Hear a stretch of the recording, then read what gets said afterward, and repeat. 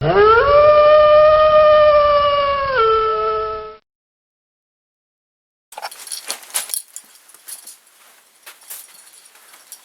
day, folks. I be Emerald O'Brien coming at you today.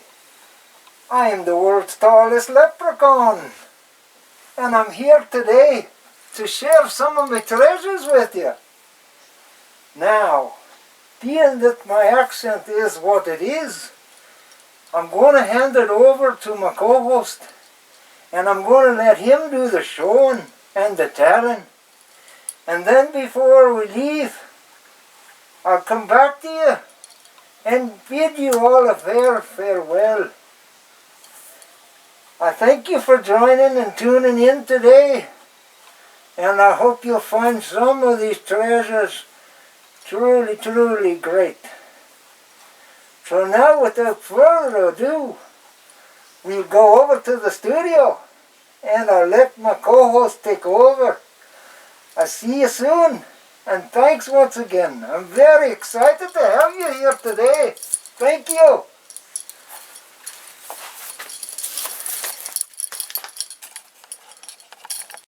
Okay, folks, back at you here, and we're going to do a new batch of finds.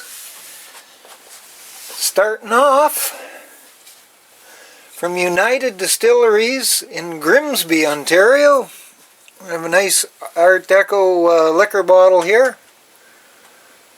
Not too sure what these flowers are. It almost looks like dandelion pods or what. Anyway, just love the shape and the design of the bottle. This is not very old, screw cap as you can see, but cool design on it. And moving on to the next, I believe this is a, see on the back, no, we have nothing on the bottom of this guy, but as you can see, the old coat of arms on there with the stags at each side. Almost looks like an old Hudson's Bay bottle. Not unsure if it is. It's a cork top though.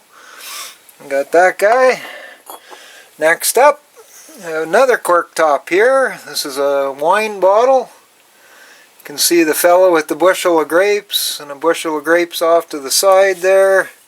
This is from H. Robinson Corporation Limited. I didn't actually look this. Oh, excuse me. We've got embossed on the bottom of the bottle here, Hamilton, Ontario. So there we go with that guy. Okay, give me a sec, folks. I'll load the table here again. Alrighty. Okay, next up, we've got a Gordon's Dry Gin, London, England. Now there's an earlier version of this too, which is even a much more striking and nicer bottle than this. But anyway, as you can see, we've got the boar's head. Whoa, that's really washed out. I don't think you can see. Okay, hang on folks here. Got to do something here so you can see that boar's head. Might not be able to. The light is washing it out. It's not focusing. Ay.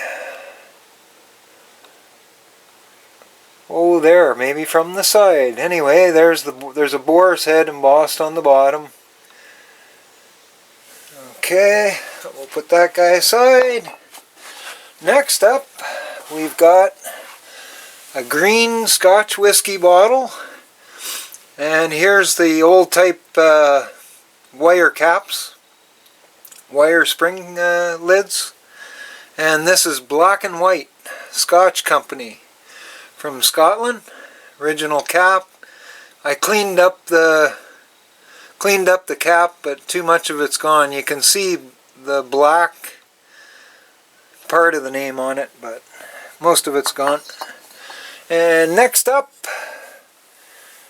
we've got, let me get the lid here right. Yep. This is from Seagram's. And as you can see, there's a little jewel type design embossed in the center. And then we've got the horseshoe going around. And we're sort of back to the same dilemma here. I always was told by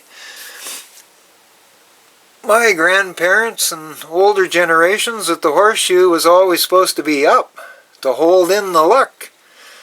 And yet most bottle designs and other people I see the horseshoe's always down. And I was always taught or shown that that means the luck's all going to run out. So I guess all the luck's in the bottom of the bottle. Anyway, that's that guy. Okay, give me a sec, folks. I'll load the table again here. Just bear with me.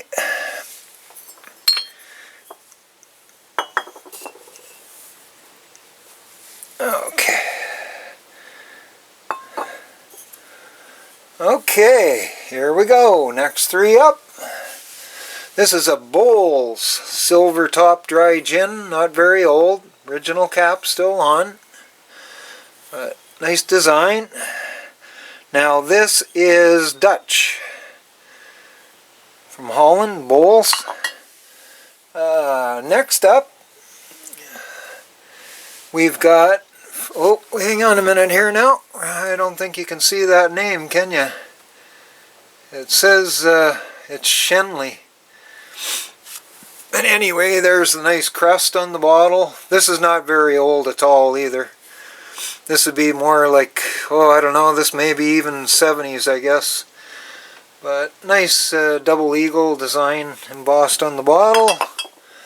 And now we've got a real old-timer here. I believe I showed one of these earlier. This is an applied top. Nice green color, and look at the big bubble in the glass there. I thought this was broken when it was when I dug it up, and that's just one huge big bubble in the glass. But really cool, real crude hand-blown bottle. Really nice. Okay, folks, I'll load the table again here. Just bear with me for a sec.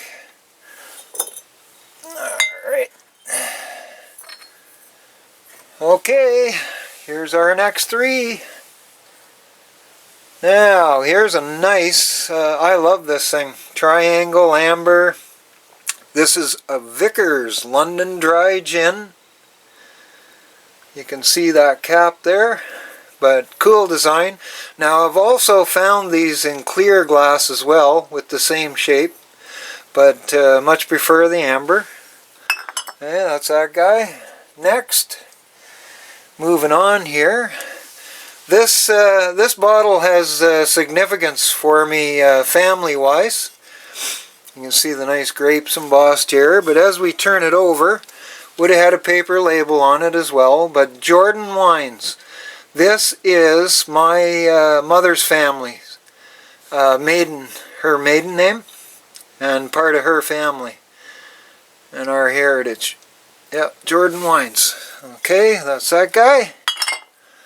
And next up, this probably would have been cooking oil, I would have imagined, but just brought it home because of the shape, you know, so different. I'm pretty sure it's cooking oil from the residue, some of the residue I still see inside of it. Okay, that's those, folks. So, give me a minute here. I'll get the table loaded again. We got a big guy coming up here. Just sort of got to grab these as they come, I guess. Alrighty, off we go. Now, this is like, you know, like one of those mallet bottles again. Beautiful amber cork top. Just says registered and whatever, and a number on the bottom, but no maker or anything. But beautiful little bottle, different. Cool shape. Okay, moving on. Now next, I'm going to have to lift the camera up here a bit because I won't even be able to get this in. This is a big blob top champagne. Just amazing that this survived in the ground. You can see the applied top here. All the bubbles in the glass all over. And this thing's big. This thing's probably just about 2 feet tall. She's a big bottle, beautiful, beautiful color. No markings or anything on it, but still, just love it. Okay, that's that guy. And last one here. Now, actually, I'm sort of curious with these guys. I found another, or have another of one of these that I've dug up, and it said, or was embossed on the bottom, saying about a chemical company. So I'm unsure as to what this would have been used for. But anyway, that's that guy. Okay, just bear with me for a sec here again, folks. I got a few more loaded up here. Oh, excuse me, I'm going to put that one down again. And put this guy up. And where's our other? Oh, here. We'll do this little guy here. Okay. Okay, here's our next batch. I'll bring it closer to the camera for you once again. Here is a nice little ice cream dish that I found. It's not crystal, it's glass, but cool, you know, that it survived. So that was a little different relic to find. Next up, we have no markings on this guy either. So a little unsure. It's a screw cap. Might have been a wine or liquor, some type of spirits bottle, but love the design on it, the diamond design on it.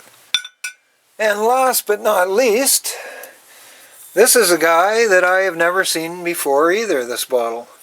It says Bromo Mineral. You know, like normally we find the cobalt blues that are Bromo Seltzer or whatever, so this was a different find. This is magnesium glass too. It's got just a light purple tinge to it. Thought that was different to show. Okay folks, let me get the table loaded up here again. Okay, next up we've got a couple stoneware canisters. Now actually I had to repair these. You can probably see the wrinkles around this as it has tape, but I'm going to reglaze that. And the lip was all broke off, so I've repaired all the lip. So it's coming along, but a little more work to go. Now next to it is just a little bigger one, same size. Once again, it was the same thing. The whole lip was entirely broken off of this, and I have repaired it and refinished it and reglazed it. It says Tamworth. Well, you're not going to be able to make that out in the camera, but anyway, it's got a maker's mark. It says Tamworth, and I can't read the rest of it, but I believe this would have come from England. But so that was cool. 2 little stoneware canisters we found. Okay, let's get the table loaded again here. That guy in the center here. This guy up here. No, we'll leave that here. Okay, let's do these 3. So first up, we got a nice little aqua nectarol here. Now, believe it or not, I didn't look this one up. I didn't research this one either, so I'm not too sure what nectarol is, whether it would have been prune juice or something of that sort. Okay, him off to the side. Next up, this dates from, well, 30s. Yeah, it says right on the bottom here, 1930. Looks like a 5, but I can't be sure. But 1930s anyway. And what we have here is a screw cap, blue ribbon, coffee jar. Yeah, that's cool. Alright, and now this is an interesting guy. The only one that I have ever found. Now, as you look at the spelling here, you're going to see D-R-E-Y. And you would think you would pronounce it dray, but this is pronounced dry. A dry, square mason jar. Got some ribs there on the back of it. Now this came out of St. Louis, Missouri, and it dates to the late 1800s to probably about the 1920s when they went out of business. So that was a really rare and special find for me. I just love it. Okay folks, that's those. Let me get the table loaded again here. Just bear with me. I guess I'm going to have to hire an assistant just to get things to flow smoothly here, eh? Okay, anyway, up next we've got a royal salad dressing, cork top, Horton Cato Manufacturing Company, Detroit, Michigan. Yeah, that's that little guy. And next up, we've got 15.5 fluid ounce glycol thymolene. Cool bottle. Cork top. And finally, another interesting bottle. This is called, now I might not get the pronunciation right. Hopefully I can, and I don't know whether you're going to see this, the embossing on this. It's either Liebig's or Liebig's malt tonic is what is embossed on the shoulder of it. Yeah, no, we're not seeing that well at all. Ay, ay, ay, ay, ay. Here, hang on. Maybe I can light it up with this other. I'll try and see if this lights it up better or not. Well, a little bit. Anyway, Liebig or Liebig malt tonic. Now, this was produced in England. Dates from late 1800s into the early 1900s. And this was produced by Baron Justus von Liebig or Liebig, however you want to pronounce it. And this was a precursor to making liquid beef, like the Bovrils and all the rest, in production form. And this had 2 extra additives in it besides the beef extract. And that was cocaine and alcohol. So this would have been a hell of a potent drink. I thought that was pretty cool history about that. Okay folks, let me get the table loaded again for you here. Alright. Well, see if he's going to stand up or not. Well, we'll leave him with that. Alright. Here we go. Next setup. Okay, next we've got a cork top, just a light aqua color here. I'll try turning it without the lid. It's got the glass stopper, original glass stopper in it there. I dropped out. Mills Brothers. I couldn't find anything online about them, but cool little bottle. And we also have its original stopper still in it. The cork's gone, of course, but anyway, pretty cool. And next, well, this has got quite the scratch down. I'll have to sand this or grind this out, polish it out, excuse me. But I love this little cork top. Like, it looks just like a coffin, you know, just like a little coffin bottle. I think that's really unique and cool, so thought I'd show that. And next up, we've got a triangle cork top again. Now this thing's really dirty. It's a nice aqua color, but it needs a lot of cleaning. But cool little bottle anyway. Actually, it has more of a greenish tinge to the glass than aqua, actually. The way it shows in the light. Okay, put those down. Okay, next batch coming up, folks.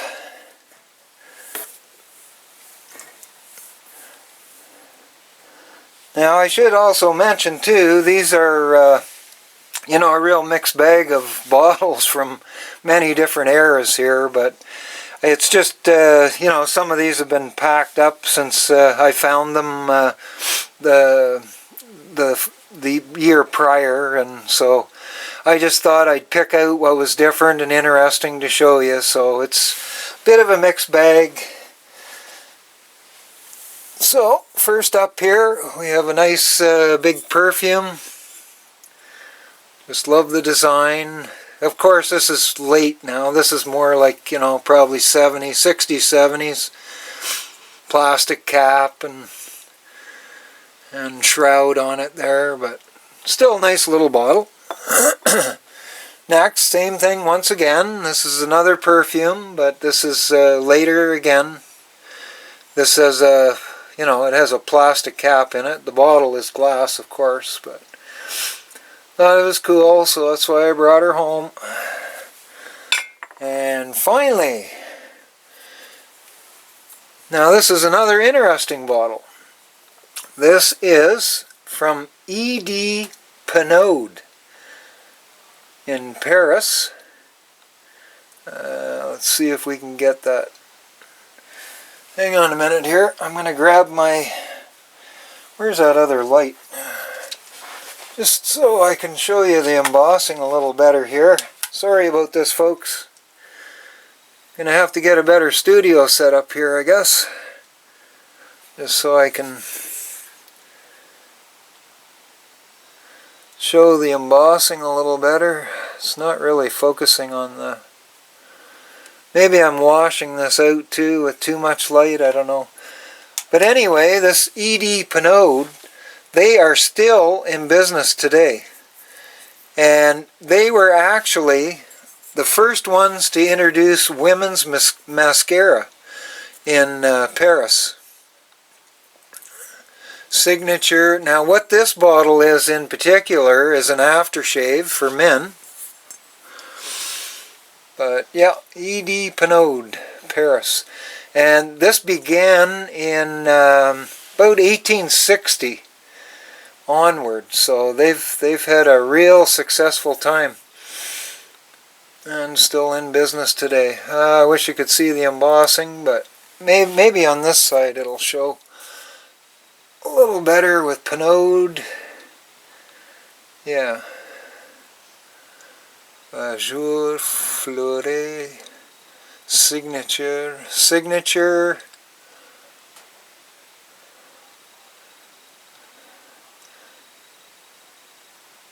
Okay, well, anyway, that's that guy. And we just got two more little bottles to go. Okay, first we've got a screw cap, Mother Graves, and Worm Exterminator. Yeah, cool little bottle. And finally, rounding out, oh no, excuse me, I've got a few more heavy hitters to share with you. Anyway, here's something unique that I'm hoping some of the viewers out there or fellow diggers can tell me what this was contained or was used for. As you can see, you know, the cork top, the lip is gone, but so cool, and just love that deep emerald color, but have no idea what that bottle would have been. Okay, I'll put that aside. Now, I was going to do a series on milk bottles and none thought better of it. But anyway, I thought I'd show 3 significant milk bottles that mean a lot to me. The first one up says Conley's Dairies. Now this is from the mining town of Cobalt, Ontario, which was a famous silver mining town. Now this is not the earliest version of this milk bottle, but these are still rare and very hard to find. So I was very pleased to come up with this because I live in the area and, you know, being local, it's special to you. Okay, that's that guy. Now next, this company here, Eplets. Now, what's significant about this company is that I went to work for them coming out of high school and went into the dairy industry, like the production of milk, cheese, ice cream, and the likes. So this service says Kirkland Lake, Ontario. Now, this dairy was originated or founded in the town where I live, New Liskeard. But yeah, so this is the earlier version of these. There might be one bottle that's earlier than this, but the rest would have had ACL labels. So anyway, this was very special for me to find. I worked for this company for, probably 13 to 15 years after coming out of high school. So this is a special place for me. Special place in me heart. And finally, Corman's Dairy. Now this this dairy company bought out the company that I worked for. And later on, this dairy here, Corman's, took Eplets and moved it out of the north down to Toronto. So that's the complete circle. But anyway, that's why I kept one of these anyway, is because this is the dairy that bought out the original company from our hometown. So there you go, folks. That's the end of the milk bottles. And now we just have a couple remaining, but they're heavy hitters and they're nice ones. Alrighty. Feast your eyes on these babies. I'll bring them closer to the camera. Straight from across the pond in jolly old England, or the UK, this says S. Ledgard, the Nelson Hotel in Armley, England. Beautiful, beautiful bottle. Look at how thick this glass is. So cool, that bottle. Just love it, love it, love it, love it. Lots of bubbles in the glass. Just a light aqua color, not very deep, but heck of a find. I really love those. And finally, I saved the best for last. We'll bring them forward here. This is J. Kershaw & Sons, registered, trademark, Gateshed, and, oh, excuse me, now I got to get that letter, and Fadgate. That is an F, right? Hang on a minute. There's a, yeah, Fadgate. So, Gateshed and Fadgate from England. Once again, this glass is just super, super thick. You can see the applied, oh, excuse me. You can see that thick applied top. And just love the design, love the bird. Just such a beautiful, beautiful, beautiful bottle. Yeah. Yeah, that's one of the treasures in my collection. Alright, folks. Well, that be it for now, and we'll get back to you with some more and different relics. Take care for now, and all the best.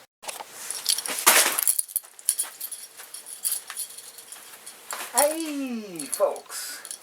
It's Emerald O'Brien back with ya. I hope you enjoyed seeing some of me treasures.